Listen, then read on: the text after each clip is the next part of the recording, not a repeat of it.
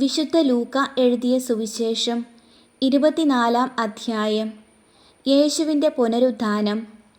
അവർ തയ്യാറാക്കി വച്ചിരുന്ന സുഗന്ധദ്രവ്യങ്ങളുമായി ആഴ്ചയുടെ ആദ്യ ദിവസം അതിരാവിലെ കല്ലറയുടെ അടുത്തേക്ക് പോയി.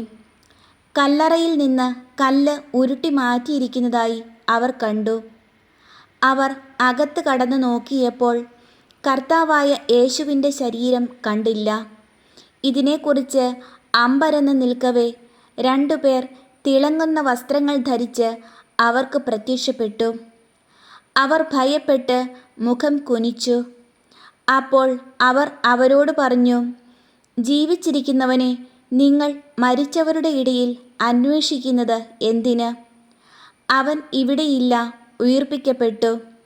മനുഷ്യപുത്രൻ പാപികളുടെ കയ്യിൽ ഏൽപ്പിക്കപ്പെടുകയും ക്രൂശിക്കപ്പെടുകയും 3-ാം ദിവസം ഉയിർത്തെഴുന്നേൽക്കുകയും ചെയ്യേണ്ടിയിരിക്കുന്നുവെന്ന് താൻ ഗലീലയിൽ ആയിരുന്നപ്പോൾ തന്നെ അവൻ നിങ്ങളോട് പറഞ്ഞത് ഓർമ്മിക്കുവിൻ.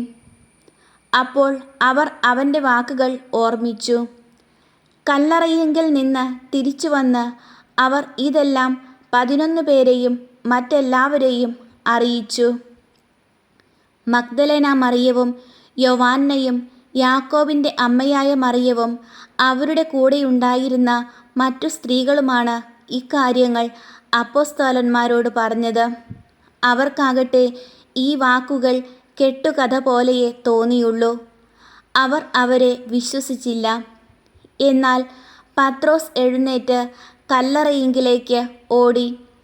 കുനിഞ്ഞ് അകത്തേക്ക് നോക്കിയപ്പോൾ അവനെ പൊതിഞ്ഞിരുന്ന തുണികൾ തനിയെ കിടക്കുന്നത് കണ്ടു. സംഭവിച്ചതിനെപ്പറ്റി വിസ്മയിച്ചുകൊണ്ട് അവൻ തിരിച്ചുപോയി. എമ്മാവൂസിലേക്ക് പോയ ശിഷ്യന്മാർ.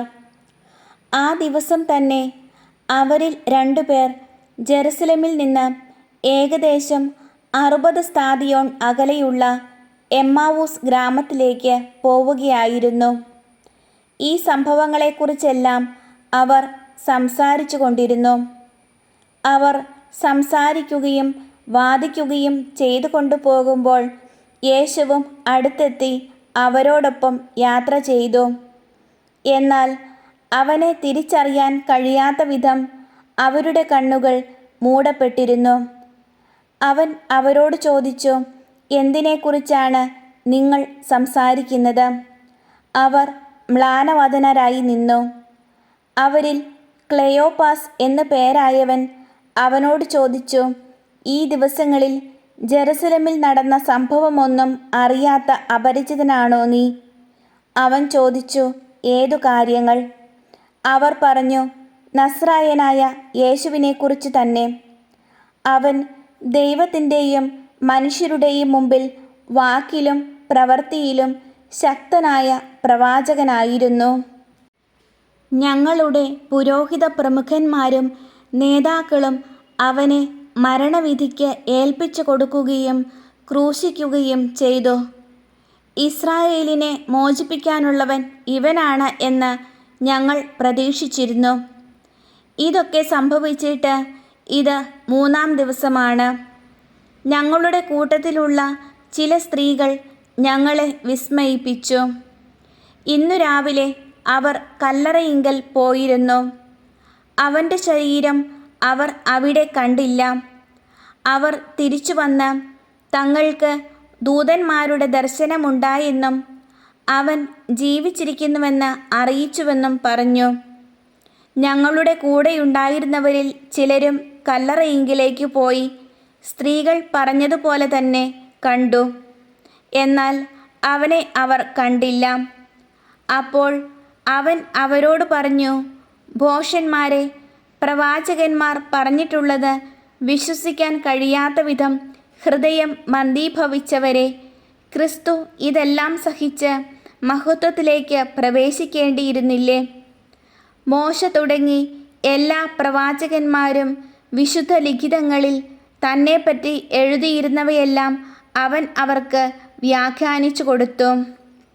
അവർ എത്തേണ്ടിയിരുന്ന ഗ്രാമത്തോടടുത്തു. അവനാകട്ടെ യാത്ര തുടരുകയാണെന്ന് ഭാവിച്ചു. അവർ അവനെ നിർബന്ധിച്ചു കൊണ്ടു പറഞ്ഞു, ഞങ്ങളോട് കൂടെ താമസിക്കുക. നേരം വൈകുന്നു, പകൽ അസ്തമിക്കാറായി. അവൻ അവരോട് കൂടെ താമസിക്കുവാൻ കയറി. അവരോടൊപ്പം ഭക്ഷണത്തിനിരുന്നപ്പോൾ അവൻ അപ്പം എടുത്ത് ആശീർവദിച്ച് മുറിച്ച് അവർക്ക് കൊടുത്തു. അപ്പോൾ അവരുടെ കണ്ണ് തുറക്കപ്പെട്ടു. അവർ അവനെ തിരിച്ചറിഞ്ഞു. പക്ഷേ അവൻ അവരുടെ മുമ്പിൽ നിന്ന് അപ്രത്യക്ഷനായി. അവർ പരസ്പരം പറഞ്ഞു, വഴിയിൽ വെച്ച് അവൻ വിശുദ്ധ ലിഖിതം വിശദീകരിച്ചുകൊണ്ട് നമ്മോട് സംസാരിച്ചപ്പോൾ നമ്മുടെ ഹൃദയം ജ്വലിച്ചിരുന്നില്ലേ? അവർ അപ്പോൾ തന്നെ എഴുന്നേറ്റ് ജെറുസലേമിലേക്ക് തിരിച്ചുപോയി. അവിടെ കൂടിയിരുന്ന 11 പേരെയും അവരോടൊപ്പമുണ്ടായിരുന്നവരെയും കണ്ടു. കർത്താവ് സത്യമായും ഉയർത്തെഴുന്നേറ്റു, ശിമിയോന് പ്രത്യക്ഷപ്പെട്ടു എന്ന് അവർ പറഞ്ഞുകൊണ്ടിരിക്കുകയായിരുന്നു. വഴിയിൽ വെച്ച് സംഭവിച്ചതും അപ്പം മുറിക്കുമ്പോൾ തങ്ങൾ അവനെ തിരിച്ചറിഞ്ഞതും അവരും വിവരിച്ചു. യേശു ശിഷ്യഗണത്തിന് പ്രത്യക്ഷനാകുന്നു. അവർ ഇത് പറഞ്ഞുകൊണ്ടിരിക്കുമ്പോൾ യേശു അവരുടെ മധ്യേ പ്രത്യക്ഷനായി അവരോട് അരുളി ചെയ്തു, നിങ്ങൾക്ക് സമാധാനം. അവർ ഭയന്നു വിറച്ചു. ഭൂതത്തെയാണ് കാണുന്നത് എന്ന് അവർ വിചാരിച്ചു. അവൻ അവരോട് ചോദിച്ചു, നിങ്ങൾ അസ്വസ്ഥരാകുന്നതെന്തിന്? നിങ്ങളുടെ മനസ്സിൽ ചോദ്യങ്ങൾ ഉയരുന്നതും എന്തിന്? എൻ്റെ കൈകളും കാലുകളും കണ്ട് ഇതു ഞാൻ തന്നെയാണെന്ന് മനസ്സിലാക്കുവിൻ. എന്നെ സ്പർശിച്ചു നോക്കുവിൻ. എനിക്കുള്ളതുപോലെ മാംസവും അസ്ഥികളും ഭൂതത്തിന് ഇല്ലല്ലോ. എന്നിട്ടും അവർ സന്തോഷാധിക്യത്താൽ അവിശ്വസിക്കുകയും അത്ഭുതപ്പെടുകയും ചെയ്തപ്പോൾ അവൻ അവരോട് ചോദിച്ചു, ഇവിടെ ഭക്ഷിക്കാൻ എന്തെങ്കിലുമുണ്ടോ? ഒരു കഷണം വറുത്ത മീൻ അവർ അവന് കൊടുത്തു. അവൻ അതെടുത്ത് അവരുടെ മുമ്പിൽ വെച്ച് ഭക്ഷിച്ചു. അവൻ അവരോട് പറഞ്ഞു, മോശയുടെ നിയമത്തിലും പ്രവാചകന്മാരിലും സങ്കീർത്തനങ്ങളിലും എന്നെക്കുറിച്ച് എഴുതപ്പെട്ടിരിക്കുന്നതെല്ലാം പൂർത്തിയാകേണ്ടിയിരിക്കുന്നു എന്ന് ഞാൻ നിങ്ങളോട് കൂടെ ആയിരുന്നപ്പോൾ പറഞ്ഞിട്ടുണ്ടല്ലോ. വിശുദ്ധ ലിഖിതങ്ങൾ ഗ്രഹിക്കാൻ തക്കവിധം അവരുടെ മനസ്സ് അവൻ തുറന്നു. അവൻ പറഞ്ഞു, ഇങ്ങനെ എഴുതപ്പെട്ടിരിക്കുന്നു, ക്രിസ്തു സഹിക്കുകയും 3-ാം ദിവസം മരിച്ചവരിൽ നിന്ന് ഉയർത്തെഴുന്നേൽക്കുകയും ചെയ്യണം. പാപമോചനത്തിനുള്ള അനുതാപം അവൻ്റെ നാമത്തിൽ ജെറുസലേമിൽ ആരംഭിച്ച് എല്ലാ ജനതകളോടും പ്രഘോഷിക്കപ്പെടേണ്ടിയിരിക്കുന്നു. നിങ്ങൾ ഇവയ്ക്ക് സാക്ഷികളാണ്. ഇതാ, എൻ്റെ പിതാവിൻ്റെ വാഗ്ദാനം നിങ്ങളുടെ മേൽ ഞാൻ അയക്കുന്നു. ഉന്നതത്തിൽ നിന്ന് ശക്തി ധരിക്കുന്നതുവരെ നഗരത്തിൽ തന്നെ വസിക്കുവിൻ. യേശുവിൻ്റെ സ്വർഗാരോഹണം. അവൻ അവരെ ബെഥാനിയ വരെ കൂട്ടിക്കൊണ്ടുപോയി. കൈകൾ ഉയർത്തി അവരെ അനുഗ്രഹിച്ചു. അനുഗ്രഹിച്ചു കൊണ്ടിരിക്കെ അവൻ അവരിൽ നിന്ന് മറയുകയും സ്വർഗത്തിലേക്ക് സംവഹിക്കപ്പെടുകയും ചെയ്തു. അവർ അവനെ ആരാധിച്ചു. അത്യന്തം ആനന്ദത്തോടെ ജെറുസലേമിലേക്ക് മടങ്ങി. അവർ ദൈവത്തെ സ്തുതിച്ചുകൊണ്ട് സദാസമയവും ദേവാലയത്തിൽ കഴിഞ്ഞുകൂടി.